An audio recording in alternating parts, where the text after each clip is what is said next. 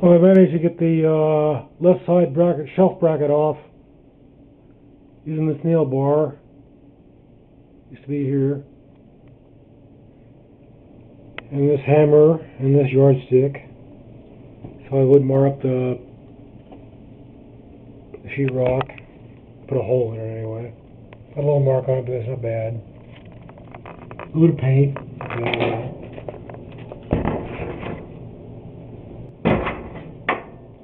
These little twisty nails are pretty hard to get out. These are really for masonite siding. He had a bunch of them left over those, and that's what he used to mount that shelf bracket off. Which is fine if you're not planning on ever taking it out again, which you wouldn't, because you really don't expect your electric panel to go bad. This one didn't go bad, it just never was good. Didn't know that until about 1 million people found out about it. Let's see, well, after a bunch of house fires and stuff, they found out that this was a bad panel. They cheated on the testing of the breakers. The manufacturer, Western Pacific, no, Federal Pacific, I'm sorry.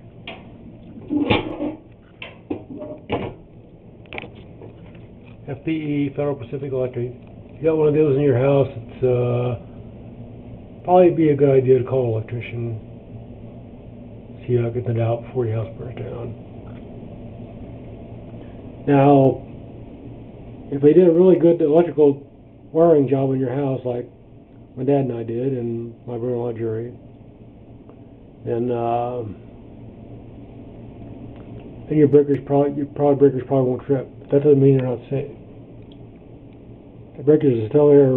You still get overload condition, and your breakers go out. So this is going to cost me a bundle to do, but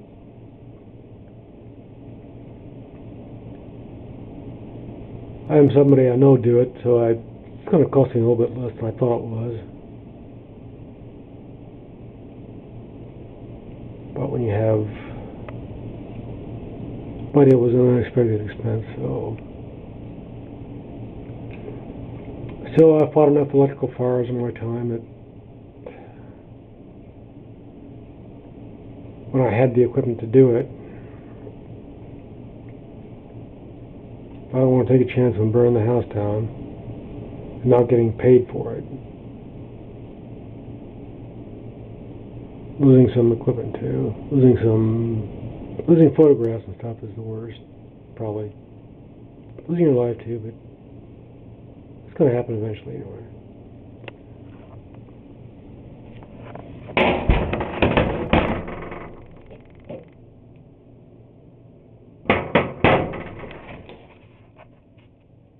Probably should have thought to film this, but I just wanted to get it done. Like most jobs, I just want to get it done. I didn't know when he was going to come over here. He said he might come over here and do some preliminary sheetrock work, cutting out, because it's a lot bigger panel that's going in there. Probably have to cut out down at the bottom. Might cut out the top too. Not sure about the clearance on that. The top of the dryer. The door. The door swings this way on that one. Opposite way of that one. But the little door is a lot smaller than the whole panel, so it might be okay if he goes down lower than the dryer. I'm not sure if he's going to do that or not. 37 inches either way.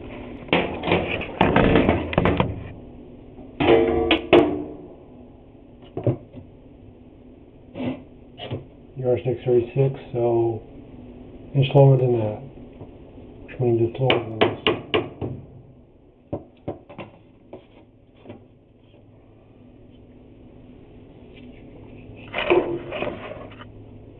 Which means it's lower than this top of the dryer. Of course, the door I think is probably about comes up a little bit higher than the bottom of the box. I'm not sure exactly how far. I think I have a box measure. But we'll do that when he gets over here. Maybe next week sometime.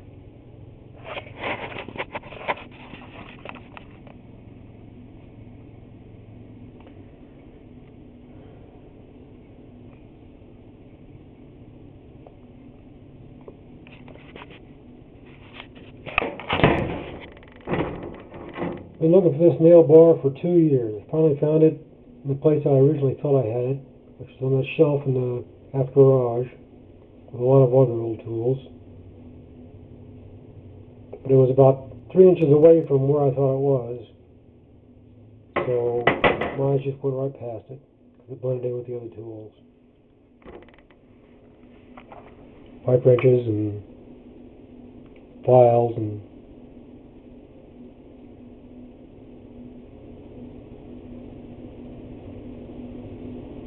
pipe wrenches, files, and hammers and vice grips, a bunch of other miscellaneous tools sitting on that shelf.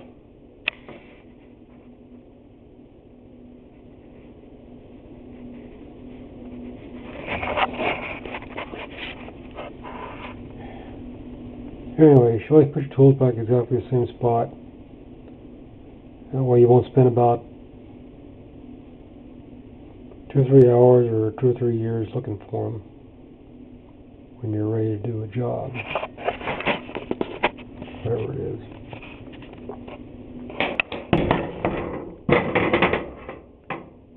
Okay, I reamed out the holes just a little bit on this. An old machinist tool I had. It's really for deburring aluminum sheet or even steel.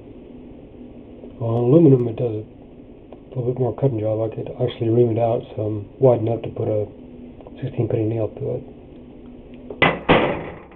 16 penny nail is about not quite twice the size of this nail. So it'll fit in there tight. Didn't have any screws at the hardware store that were the right size, that were long enough for me. So that's what I'm going to do.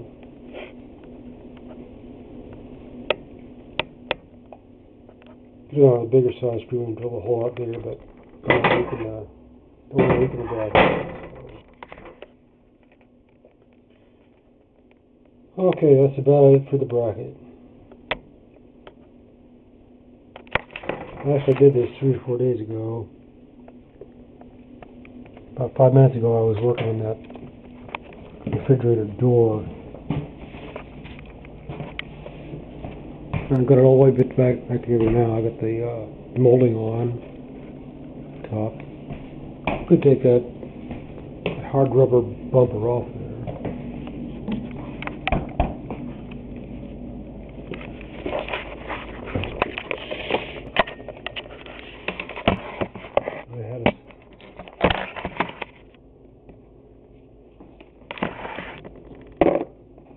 I had a soft bumper like this old one. And fine, but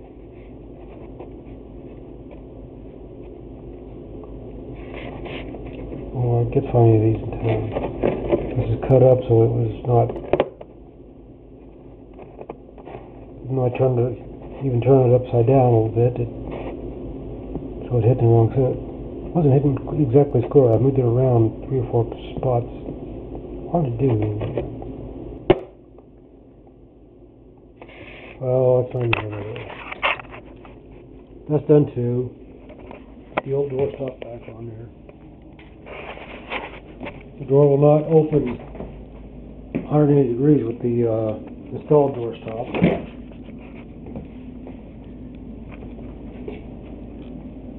As far as it opens up. Which is okay if you can walk around it. Well, we had a couple of people in wheelchairs in here at one time, so we took that off so it would open up a full 90 degrees and you could drive all the way by it. I mean, pull it open, back up, Open it up all the way wide. Wheel down. Pick up whatever you're going to get out of here.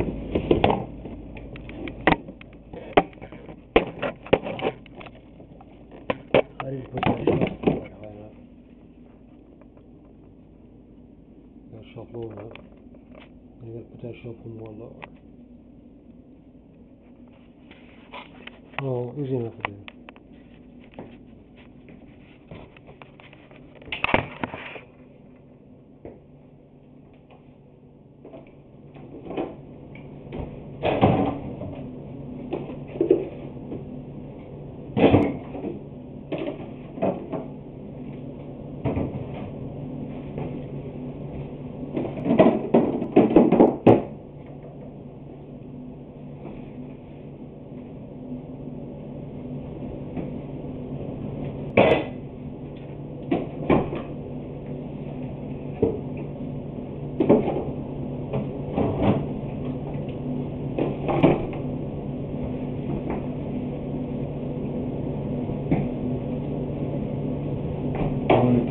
Go up all the way 90 degrees up, you could run your chair right by it, not worry about bumping into it.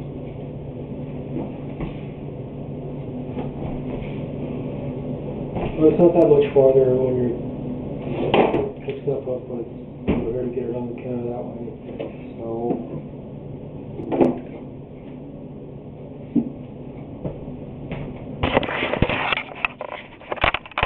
I think it was hitting that thing so hard.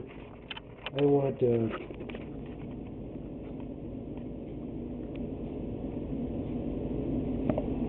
shake any of these shelves loose or worse than that, knock the stopper off the adhesive and then hit the door hard against the counter with this handle. These handles cost about, well, not quite as much as a refrigerator, but they're a pretty big bite.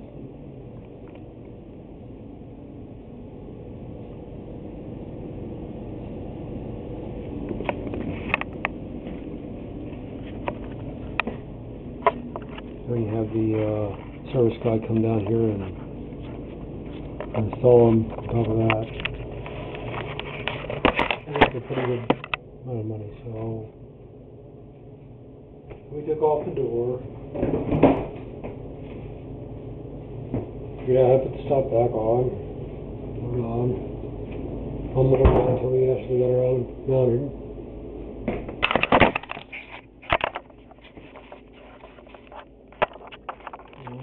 The phone rang about 18 times when this has happened. The phone never rings when you're not doing anything. You got your hands full, or your hand full. That's when the phone starts to ring. It was actually somebody that wanted to hire me to do something on a computer. Didn't quite catch what. I'll try calling back a little bit later. It's noon right now, so nobody's answering the phone. I tried.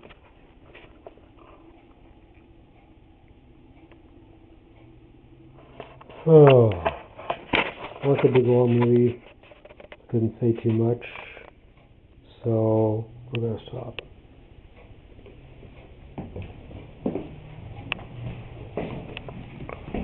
Everything's even. I don't know yet if I'm going to leave that adhesive stop on there or not. I might leave it on there just so I remember how that's supposed to work if I ever have to be in a wheelchair again. Like, all I have to do is put it on that thing. I probably will take that off because it sticks out, and just wear it out if you don't have to.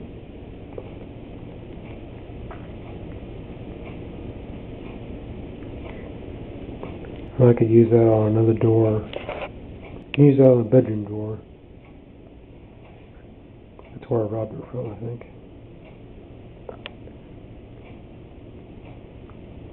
And a little bit of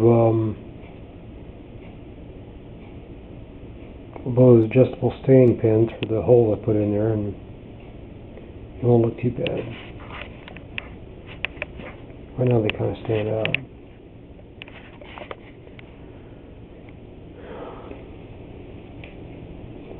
Refrigerator job.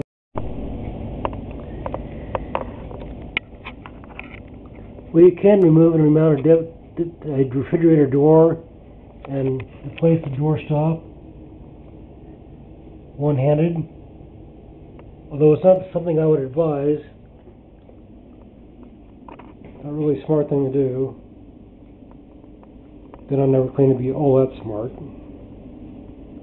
Just a little bit more stubborn than most.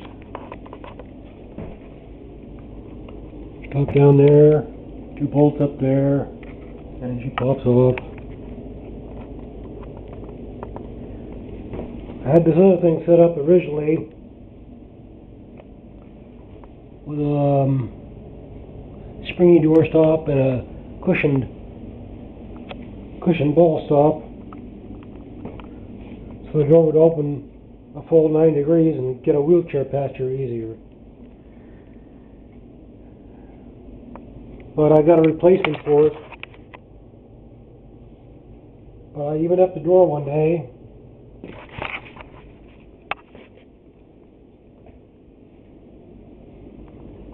And then this ball and this spring stop didn't line up exactly right.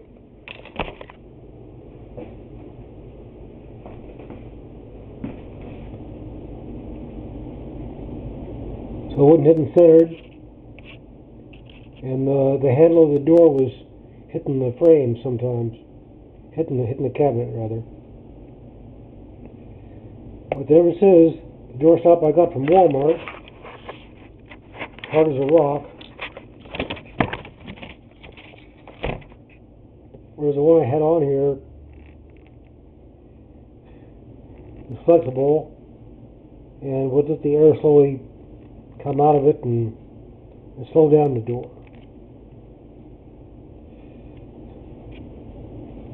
Now it won't do that, so I could probably hunt on the internet and find one like that, or maybe even Ernie Jones has one. It works right. But since nobody's in here with a wheelchair now, and I know how to change it around if I have to.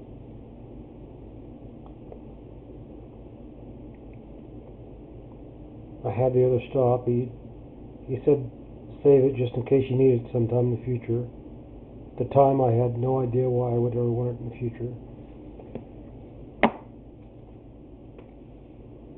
Once I sent the refrigerator back in for warranty work, in which case they kind of like to have things exactly like they were when you bought it. So that's done. It was easier than I thought, but it was touch and go for a while. I had to balance the door.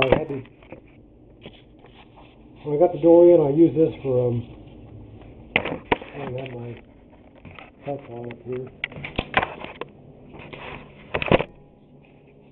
I use this for a spacer between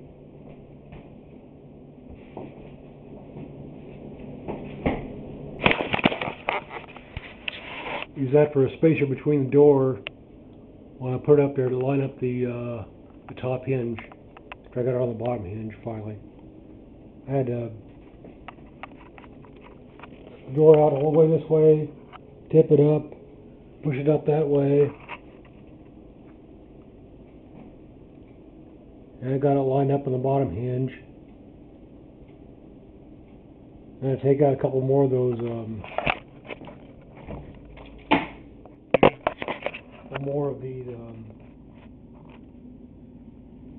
these door shelves that came loose, adjustable ones. The door stop really should have had 2 nuts in it, but they didn't drill out the hole for the second nut, so seems like on a lot of equipment they don't drill out the holes for the second part.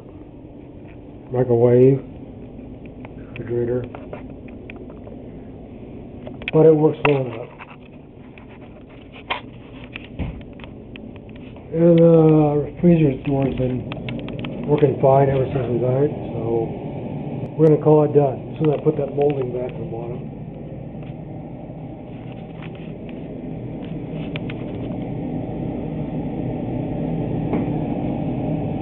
Okay. Really should have had somebody help me with that, but I was in a hurry.